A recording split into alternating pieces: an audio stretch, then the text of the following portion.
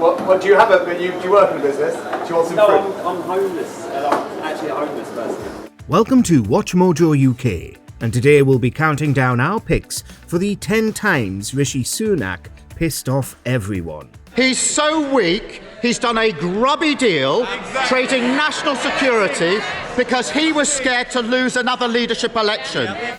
Before we begin, we publish new content every day, so be sure to subscribe to our channel and ring the bell to get notified about our latest videos. For this list, we're looking at the biggest scandals and mistakes in Sunak's career so far. Let us know in the comments who you'd vote for in the next election. Maths to 18. One of the biggest challenges in mindset we need in education today is to reimagine our approach to numeracy. In the midst of record numbers of strikes and the NHS collapsing, Rishi Sunak made a new speech to the public, only his second since becoming Tory leader, and one of his biggest policy announcements was his Maths to 18 plan. But we're one of the few countries not to require our children to study some form of maths up to the age of 18. Lamenting the lack of maths education in modern Britain, with large numbers of adults only having a primary school level of maths knowledge, Sunak's made it his mission to change this by forcing everybody to do maths until they're 18 years old. I am now making numeracy a central objective of our education system. This flies in the face of the fact there's a chronic shortage of maths teachers in the UK, with many teachers pointing out that the extra workload of 2 more years would be impossible to manage. Seatbelt.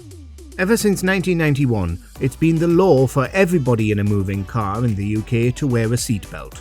So why was Rishi Sunak, in 2023, a full 40 years after the first seatbelt laws came into effect, filmed not wearing one? This happened during a trip to Northampton, and Sunak posted a video of himself talking about levelling up funding to social media. After looking into this matter, we have today issued a 42-year-old man from London with a conditional offer of fixed penalty. He was promptly issued a fixed penalty notice by the local plod and then publicly apologised. It's shocking that the video managed to reach social media without anybody spotting this, and Sunak's being criticised by the public and charities for promoting unsafe driving habits. 3 months ago, Prime Minister walked into Downing Street promising integrity, professional and accountability. That's trickier now. Private GP. So can I ask the Prime Minister how long he had to wait for his last NHS dentist appointment? There was much fuss after Sunak became PM around where he went to the doctor. Sunak just wouldn't tell the public whether he sees an NHS GP or a private GP, and his silence was damning. Obviously, if he did see an NHS doctor, he'd be prepared to tell the public, especially with the NHS being such an important issue. I am registered with an NHS GP.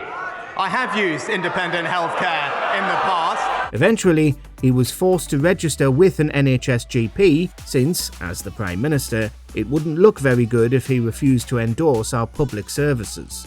It was just another example of him being out of touch though, like when he asked a homeless person whether they'd worked in business and said he had no working class friends. Yeah, that's right. I'm Rishi. What's your name?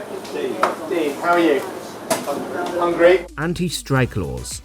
The Tories have, for months, been trying to find a solution to the strike crisis that began in 2022, with everyone from teachers and rail workers to nurses and posties taking action. I fully believe in the union's role in our society and the freedom for them to strike. Finally, Sunak revealed he was looking to pass some new laws that would enable workers to be sacked for striking, for trade unions to be sued, and for a minimum service level to be required by law, effectively neutering strikes. But I also believe that should be balanced with the right of ordinary working people to go about their lives free from significant disruption. The UK public is still generally in support of the many strikes and in support of workers getting the pay increases they're demanding.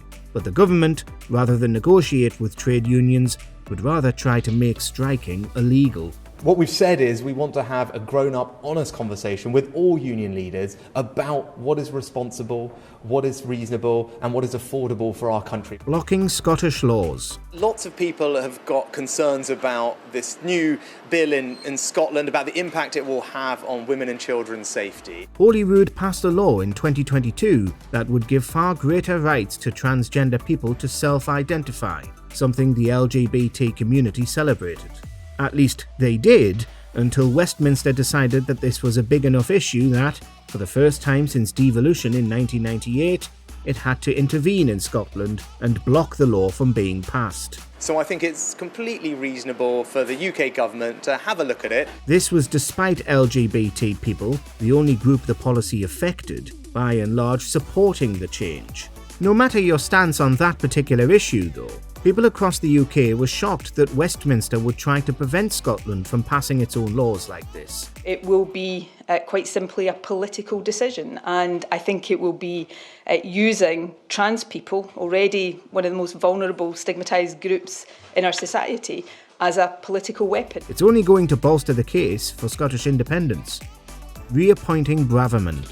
Hound shot Priti Patel, Suella Braverman spectacularly quit Liz Truss's ill-fated cabinet back in 2022, resigning as Home Secretary because she'd been caught leaking important documents from her personal email account. He asked about the Home Secretary. The Home Secretary made an error of judgment, but she recognised that. She raised the matter and she accepted her mistake. But it seems Sunak wasn't able to entice Patel to return to her post, so he reappointed Braverman mere days after she'd quit instead. She'll be focused on cracking down on criminals, on defending our borders, while the party opposite remains soft on crime. She's thus far remained in the job despite her continued support for deporting asylum seekers to Rwanda, something Sunak said he also supports, and despite getting into a filmed argument with a genuine Holocaust survivor about the Nazi-esque way she talks about refugees. He's so weak, he's done a grubby deal,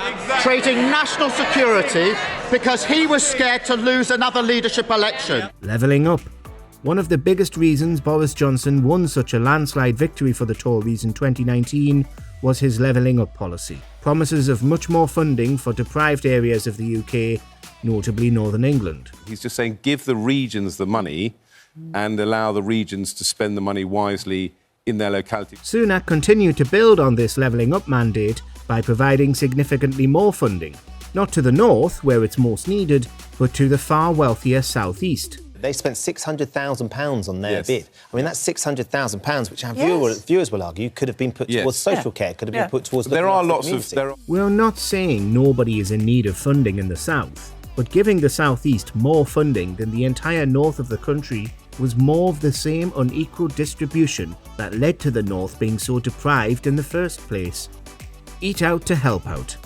Do you accept, as the Prime Minister did at the weekend, that Eat Out to Help Out might have contributed to the spread of COVID-19? Was Eat Out to Help Out engineered to spread COVID to as many people as possible? Probably not.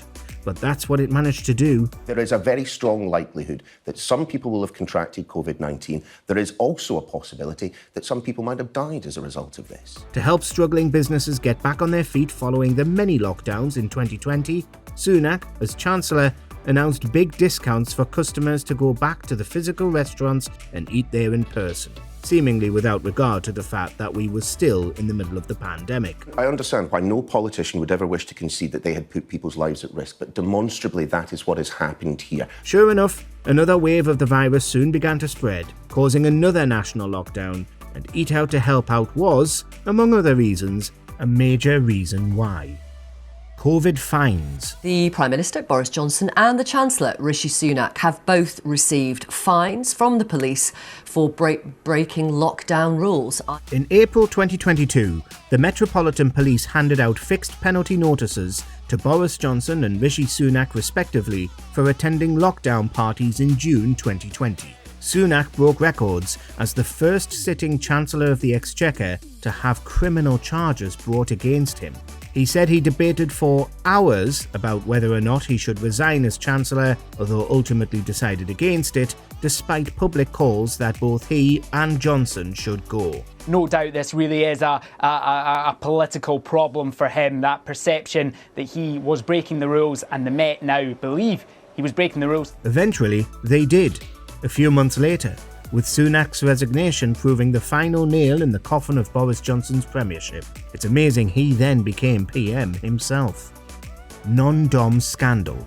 Public servants, like ministers, probably shouldn't be made to look like tax dodgers in the press, but it looks like Sunak didn't get the memo, as his wife's finances were dragged into the spotlight for public scrutiny. Now, with a combined worth of over £700 million, the news has stung many, given, of course, yesterday's national insurance hikes. It came out that Sunak's wife, Akshata Murthy, was paying £30,000 a year to be registered as non-domiciled in the UK, meaning she wouldn't have to pay any taxes on the tens of millions of pounds in dividends she received from her family's Indian company. He's so out of touch with what real life is like. Yes, Murthy was paying the equivalent of the UK's median salary, around £31,000 each year, to potentially avoid paying taxes in Britain. Oh, they're like non-celebs. They're another level above. Like I say, Because they're so rich. they're so rich. She is but richer that's than not the Queen. I mean, Does the Prime Minister's wife live in the UK